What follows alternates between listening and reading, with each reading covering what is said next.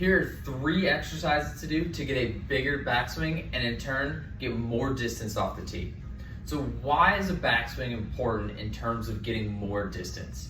I like to think about a rubber band. So if you take a rubber band, pull it back a little bit and let it go, the rubber band is just gonna fall to the floor. But if you can stretch that rubber band all the way out and then let it go, it's gonna shoot across the room. The same thing happens with the golf swing. So here are 3 exercises you can try. So first one we're gonna do is we're gonna take a really light band and we're gonna take the band and put it under our lead foot, okay? And we're gonna hold on to the band with our trail hand.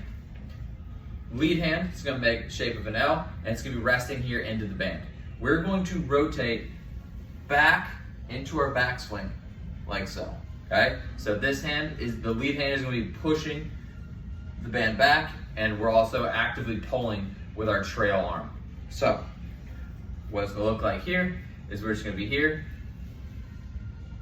there. So this is good at helping you get depth and width in your backswing and actively rotating through the upper body, actively rotating through the hips. So you might feel this in your trail hip, your mid back, your low back, a little bit of everything, but it's a lot of force.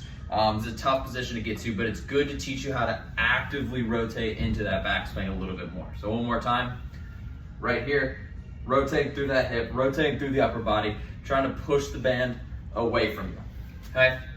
Next what we're gonna do is for those of you that have a hard time with a sway or a slide in your swing, especially the sway in the backswing. I'm someone that has had to work pretty hard at getting rid of my sway, so here's a drill that I use a lot to help me with that. So we're gonna take a pretty heavy band. I want you to attach it to a squat rack, a door, something, and you're gonna put it around your waist, kind of like hip level. So what the band's trying to do is pull me into that sway, and I'm gonna prevent that and resist that from happening. So good golf posture here, and we're gonna rotate into our backswing, okay?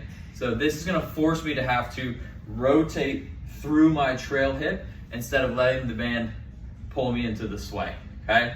So we're here, we're gonna rotate into that backswing, resist the band from pulling me into that sway.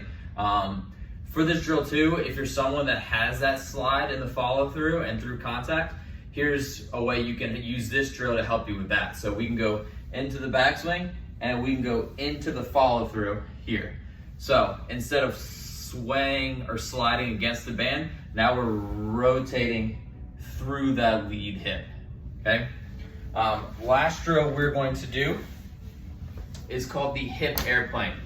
So we're gonna get into a good split stance position, 99% of your weight on this front foot, 1% on this back toe. So this toe needs to be able to kind of rotate and swivel, okay? So we're gonna be here, arms across your chest, and we're gonna rotate everything to the left. So we're rotating through the hip, rotating through the upper body, and then we're gonna rotate to the right. And you can see how my back foot has to be able to rotate and swivel there, okay? So just so you can get a feeling for what it looks like from head on, we're here, and we're gonna rotate to the left, rotate to the right, okay? You should be feeling this in your hip, maybe your low back, maybe your mid back. You should feel everything moving here. If that's too easy, a progression you can do is you can pick up this back leg. This is much more challenging, so we're gonna pick up this back leg, and we're gonna rotate the same way, and then rotate the same way that way. Much more challenging, but another progression you can try. So these are my 3 exercises I like to do to get a bigger backswing and get more distance off the tee.